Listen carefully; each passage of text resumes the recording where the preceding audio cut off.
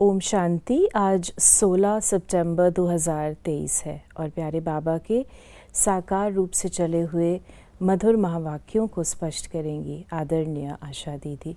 ओम शांति दीदी। बाबा ने कहा, मीठे बच्चे, घर घर को स्वर्ग बनाने की जिम्मेवारी तुम बच्चों पर है। सबको पतित से पावन होने का लक्ष्य देना है, दैवी गुण धारण करने हैं। फिर बाबा ने हमें आज प्रश्न, स्वर्ग और नरक में फ़र्क यही है कि स्वर्ग में दिव्यता है, पवित्रता है, दिव्य गुण है, और जो नरक है उसमें आसुरीयता है, विकारों का वास है। तो जब घर घर स्वर्ग बनेगा तो स्वाभाविक है कि दुनिया स्वर्ग हो जाएगी। प्रश्न है, ईश्वरीय गोद में आने से तुम बच्चों को कौन सा अनुभव होता है? बाबा ने कहा, प्रश्न में, ईश्वरीय गोद में आने से तुम बच्चों को कौन सा अनुभव होता है?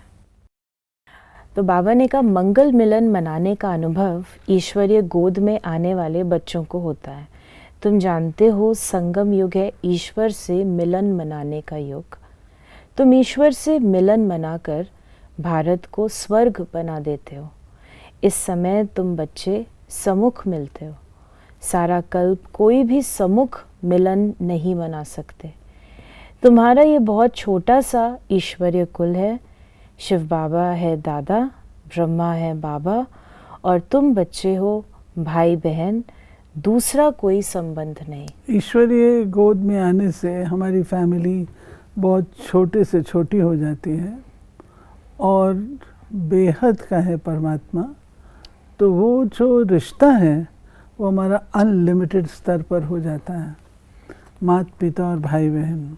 इससे बियॉन्ड कोई रिश्ता नहीं होता। ये ईश्वरीय गोद का फ़ायदा है। गीत है नई उम्र की कलियां। ओम शांति। बाबा ने कहा, बाबा जब आते हैं तो पहले कुछ समय साइलेंस में बैठना चाहिए, क्योंकि पहले पहले दान दिया जाता है याद का। याद से ही पतितों को पावन बनाना है। तुम बच्चे दान दे रहे हो और ले रहे हो। बाप आकर कांटों से कलियां बनाते हैं, फिर कलियों से फूल बनते हैं। तुम जानते हो हमारी सर्विस ही है हर एक को स्वर्ग के लायक बनाना, जैसे तुम बन रहे हो। फिर बाबा ने कहा, कांटे से कली, कली से फूल, ये हमारी स्टेजेस हैं। जब बाबा आते हैं तो दुनिया कांटों की दुनिया है। उन कांटों को बाबा ज्ञान सुना करके कली बनाते हैं, और कली जो है वो फिर और ज्ञान सुन के धारणा युक्त बन करके फूल बनते हैं। बाप आकर पहले हेल्थ, पीछे वेल्थ देते हैं। पहले शांति, फिर सुख। वास्तव में सुख दोनों में है। तुम बच्चे सुख और शांति दोनों चाहिए। तुम बच्चों को सुख और शांति दोनों चाहिए, और जो सन्यासी आदि हैं वो सिर्फ शांति चाहते हैं। सन्यासी सुख नहीं चाहते, सुख तो वो दे न सके। फिर बाबा ने हम बच्चों को कहा कि बाप कहते हैं, तुम जानते हो इस समय सब कांटे हैं, कांटे चुभते हैं। बाप कहते हैं सब एक दो को काम कटारी से मारते हैं। उनको पता नहीं है कि काम कटारी को हिंसा कहा जाता है।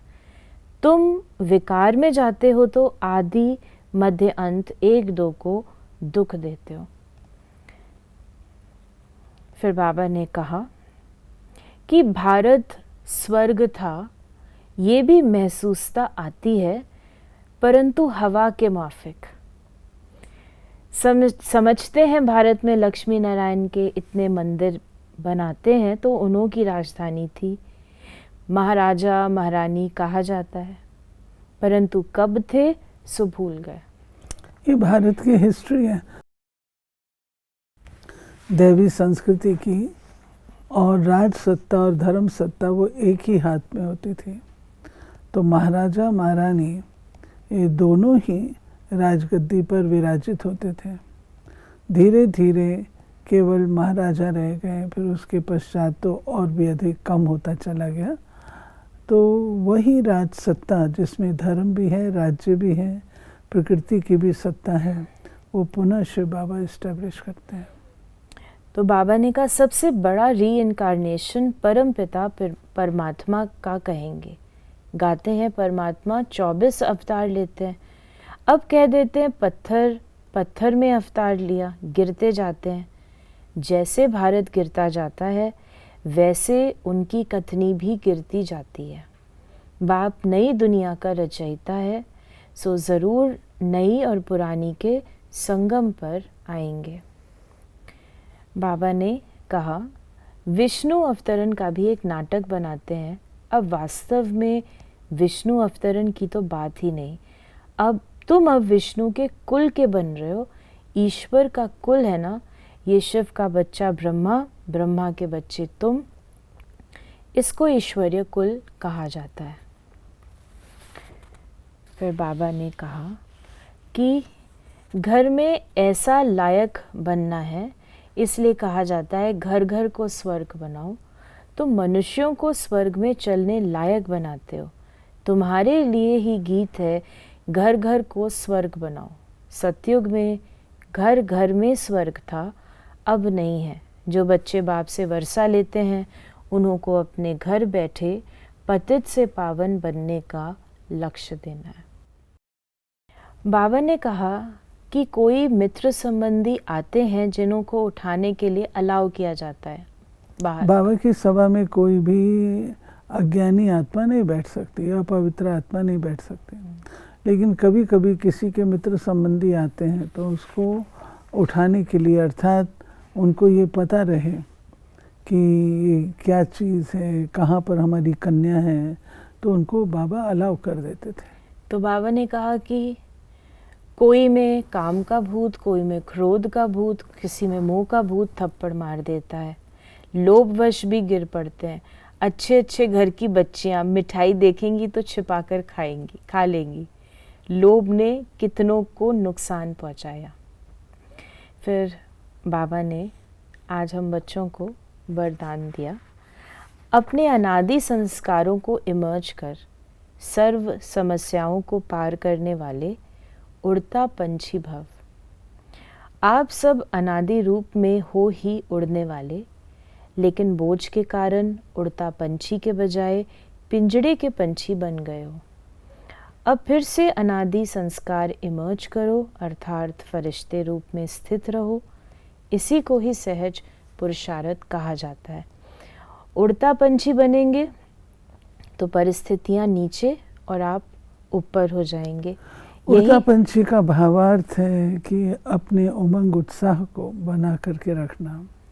जब व्यक्ति के अंदर ताकत होती है, उमंग उत्साह होता है, खुशी होती है, तो कोई भी बड़ी बात उसको कठिन नहीं लगती है, वो ख़त्म कर लेता है।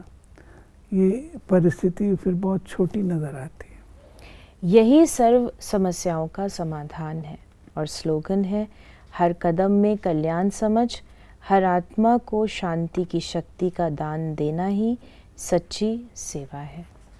तो ये थे बाबा के आज के मधुर महावाक्यों का स्पष्टीकरण। ओम शांति।